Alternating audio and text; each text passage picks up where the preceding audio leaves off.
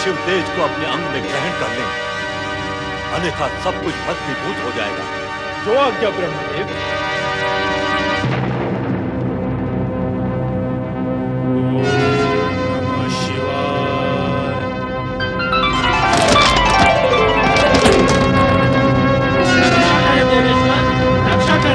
तारकासुर के कारण कष्टों का अंत नहीं है मनुष्य।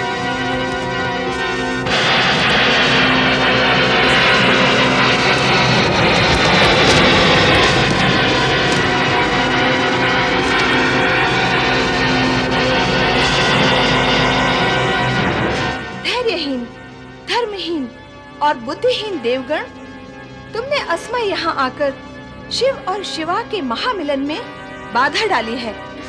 दो प्राणों के महामिलन को अपूर्ण किया है। पूर्णता में बाधक देवताओं, मैं तुम्हें श्राप देती हूँ कि तुम भी सदा अपूर्ण रहोगे। तुम सदा सदा के लिए निसंतान रहोगे। तुम्हारी पत्नियां कभी भी माता होने का सौभाग्य प्राप्त नहीं कर सकेंगी। क्षमा करें माँ, हम पर दया करें। माता पार्वती, हम पर दया करें। दया करें माँ, दया करें, हमें क्षमा करें माँ, क्षमा करें, दया करें माँ, दया करें।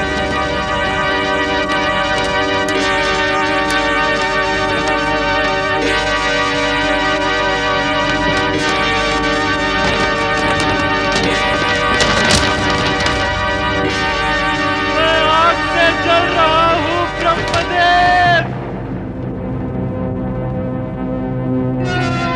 ये आग की पीड़ा मुझसे सहन नहीं होती है श्री हरि विष्णु जी। मेरा तन जल रहा है, मुझे बचाइए देव ऋषि।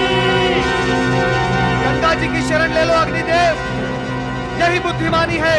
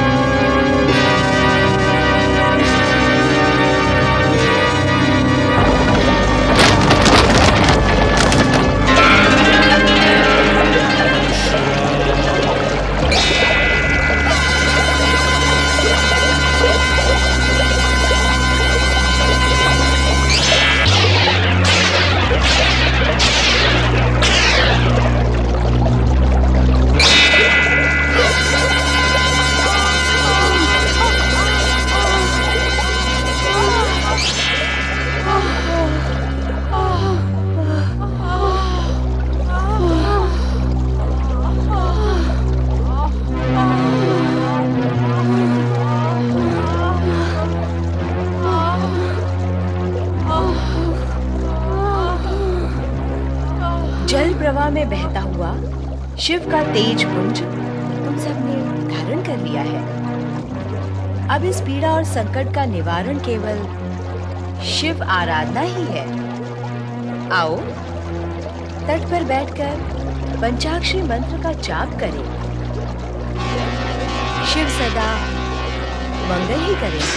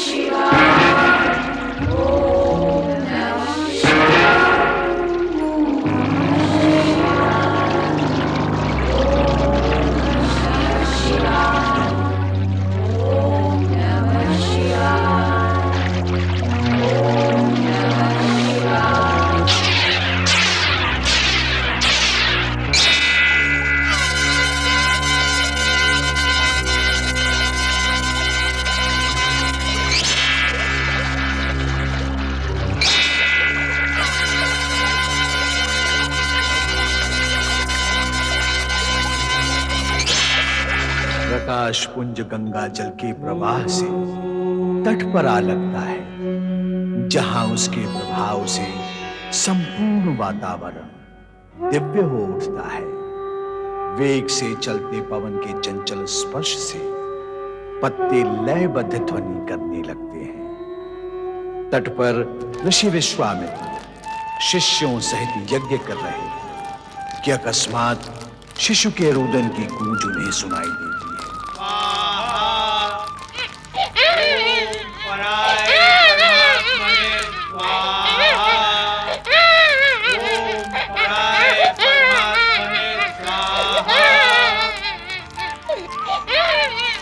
क्या हुआ गुरुदेव? आप खड़े क्यों हो गए गुरुदेव? शिशु का रोदन सुन रहे हो? किसी नवजात शिशु का रुदन है गुरुदेव। ये शिव पुत्र है। शिवपुत्र? असुरों का नाश करने वाला शिव पुत्र। उसके दर्शन का पुण्य लाभ करना होगा। मुझे इसी घड़ी की प्रतीक्षा थी शिव पुत्र, इसी घड़ी की प्रतीक्षा।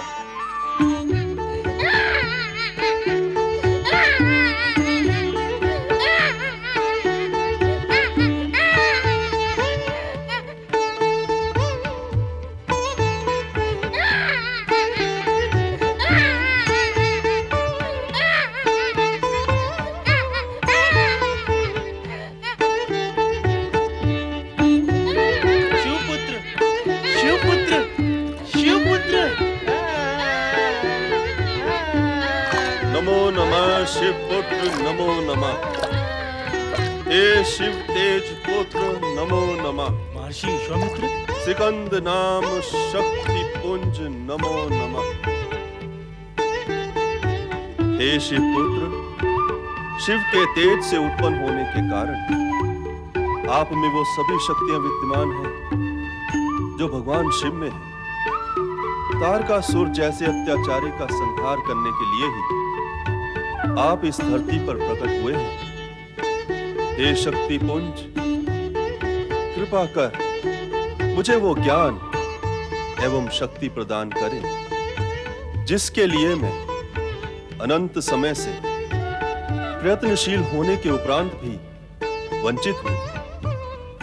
कृपा करें ऐ कृपा निधान, दया करें ऐ दया निधान, कृपा करें। ज्ञान और शक्ति आप में समा गई है।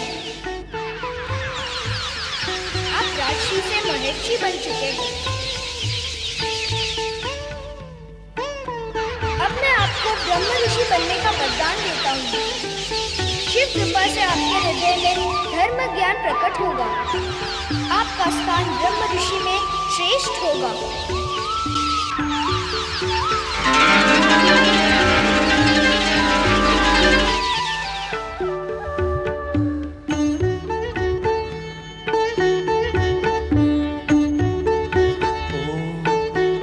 नमो शिवाय। हे विश्वामित्र, तुम्हें पूर्ण ब्रह्म ज्ञान हो गया है। अब तुम ब्रह्म ज्ञानी हो गए हो।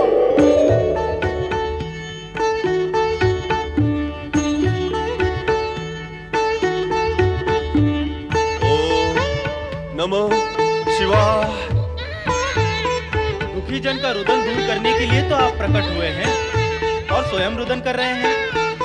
आपकी लीला का प्रयोग मुझ पर क्यों भगवान, जगत पर करें।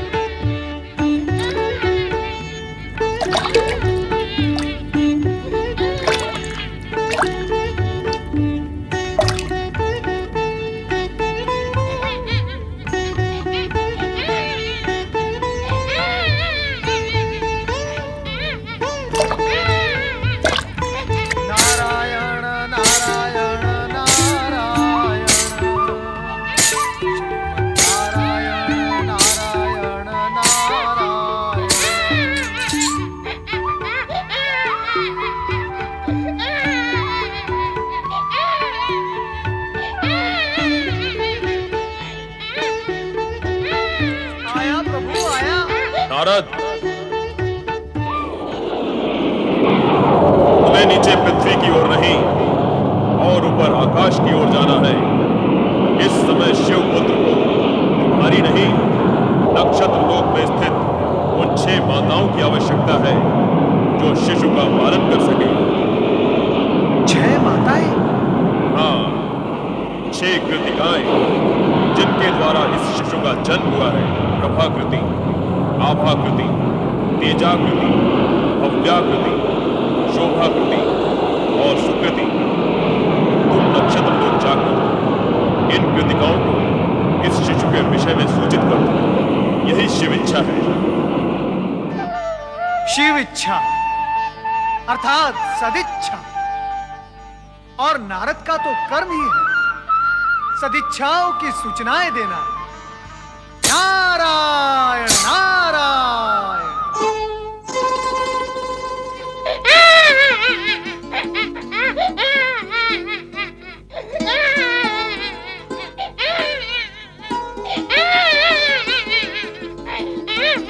कैसे कौन शिशु रो रहा है?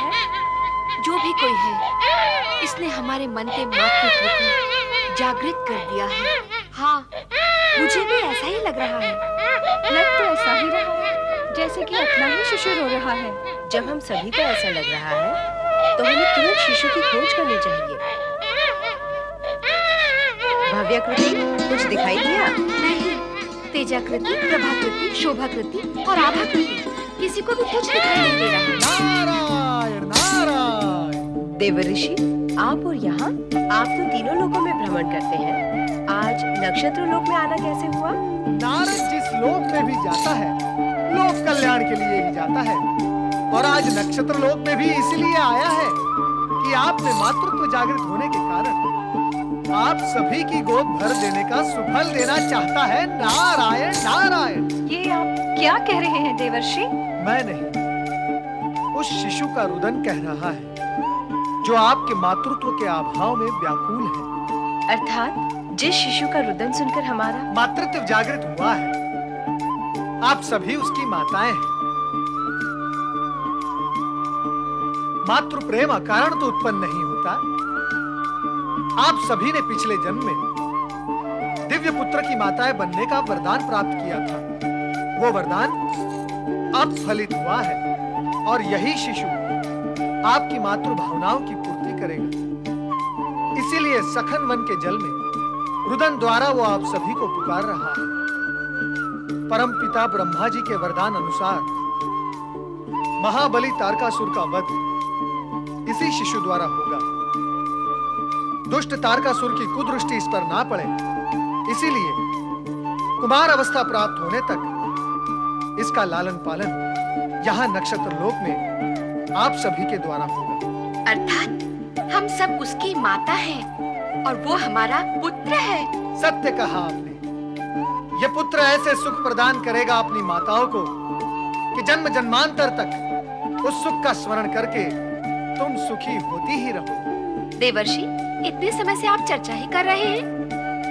आपकी ये लंबी चौड़ी चर्चा माताओं और पुत्र के बीच अवरोध बनी हुई है, तो अब विलंब क्यों? आओ चले, शीघ्र चले।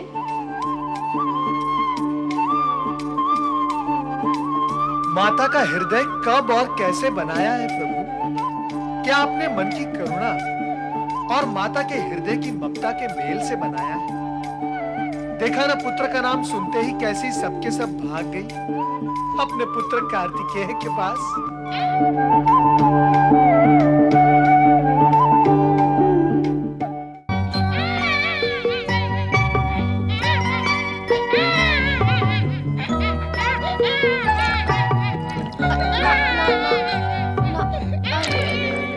बस बस बस बस मेरे लाल, बस मैं आ गई। चुप हो जा मेरे लाल, चुप हो जा। ला, मुझे भी दे। अरे क्या दशा हुई है रोते रोते। अरे अरे देखो तो, इसका चेहरा कितना कुम्हला गया है। ला, मुझे भी तो दे। तुझे क्यों, मुझे क्यों नहीं? और तुझे ही क्यों? मैं भी तो इसकी माँ हूँ। तो मैं भी तो इसकी माँ हूँ, क्यों? शिशु भी अपना रुदन रोककर ये देख और ये सोच रहा है कि ये मेरी कैसी माताएं हैं जो मेरे समीप आने के लिए अपने आप में भेदभाव करके एक दूसरे से दूर जा रही हैं। विचार करो देवियों, विचार करो। नारायण नारायण। मेरा लाल, नहीं नहीं नहीं। आज से हम सब मिलकर इस शिशु का पालन पोषण करेंगे। नक्षत्र लोक ले जाकर। हाँ देव ऋषि, हमारा वास्तव वही है। नारायण नारायण।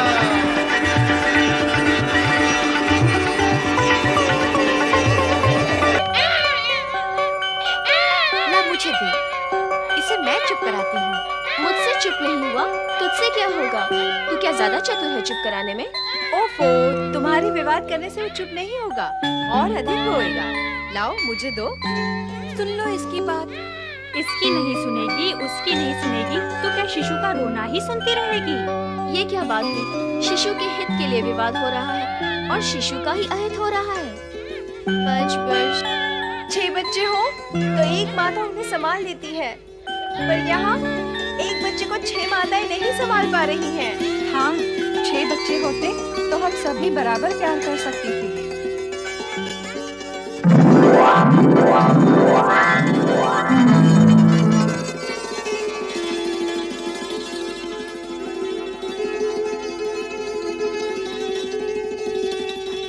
छह बच्चे नहीं तो क्या, 6 मुख तो है।